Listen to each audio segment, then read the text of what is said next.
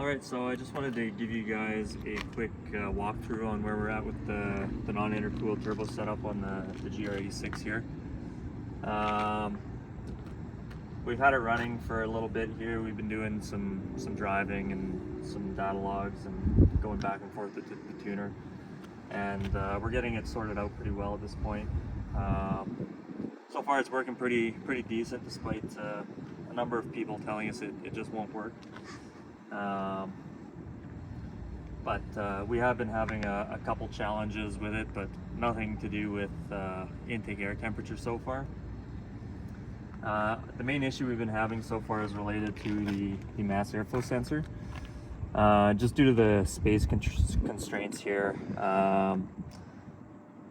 there has been some packaging hurdles to overcome. Normally I would want to put the mass airflow sensor in the charge pipe, but because the charge pipe is so compact on this, there's actually no straight tube to put the mass airflow sensor on, so we wanted to try to go with a draw-through setup.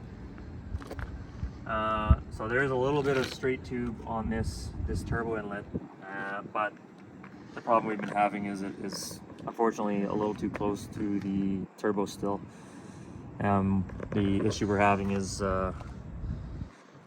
we're getting some pulsations created by the compressor of the turbo, which is throwing a lot of noise into what the sensor's reading. And in addition to that, because it's in a 4-inch tube, it causes some resolution issues at low RPM, just because the air speed going through the tube is a little slower than ideal. So over the next day or so, I'm gonna fabricate a new turbo inlet. Instead of being 4-inch, it's gonna be 3-inch, and it's gonna go under the upper rad support here. Probably a good chance that the upper rad support will need to be trimmed a little bit, but that's the kind of thing you have to do anyway with most turbo setups anyway, to get the intercooler pipes through to the intercooler on these cars. And another benefit that'll have is it'll get the intake picking up colder air in front of the radiator. So between the colder air, the smaller MAF tube, and being further away from the turbocharger, it should have a number of benefits. But for now it's running decently. Has some hiccups at idle, but otherwise it's running pretty good.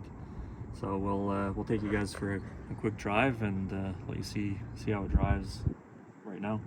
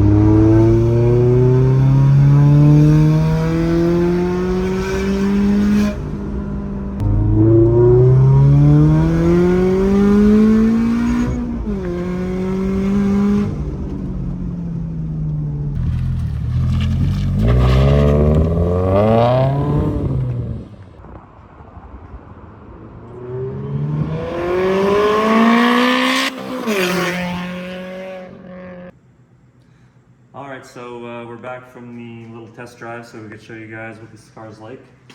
So now I'm gonna try and fabricate a new turbo inlet for this thing. Should resolve the last of the drivability issues with this thing.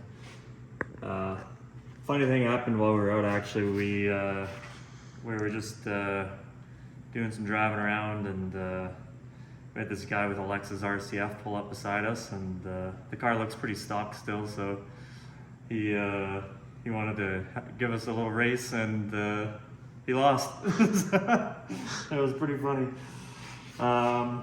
But yeah, it's this thing's it's working pretty good for what it is. It's still got some power left on the table because it's only been remote tuned so far. April 12th, I've got it booked in for some dyno time, so we're gonna dial the non-intercooled setup in better.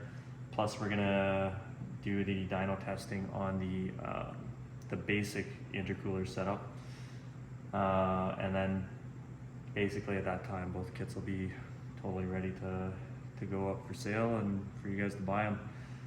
Just over here, I want to show you guys the two different intercoolers we plan on running. So like mentioned in the last video, I plan on having two different intercooler kits. There's going to be the basic intercooler kit.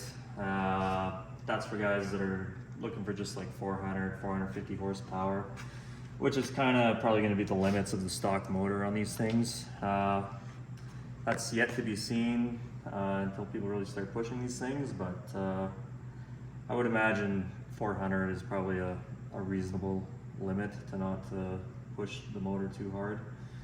So for that basic kit, we're going to be using this this core here. This is an 18 by 9, 2.5 inch thick core.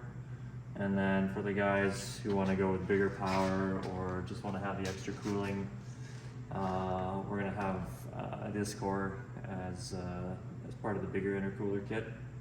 This one's 24 by 12 by 3. So yeah, we're just gonna start with the kit for this core for now, and probably in the next couple of weeks or so we will have the basic intercooler kit ready to go along with the non-intercooled kit. And yeah, the idea there is that this non-intercooled kit is kind of gets you to the limit of a lot of stock components, like the fuel pump, the fuel injectors. You're pretty safe on the stock drivetrain, and you really don't need to upgrade much besides slapping this turbo on.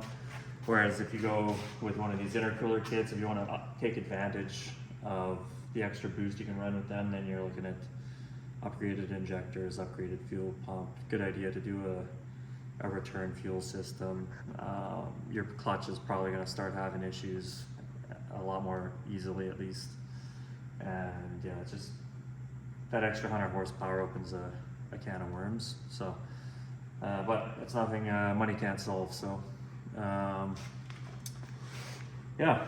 We'll keep you guys updated. We'll have some more videos on this thing soon.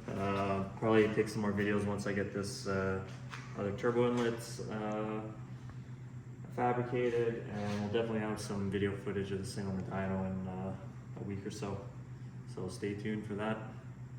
Like and subscribe.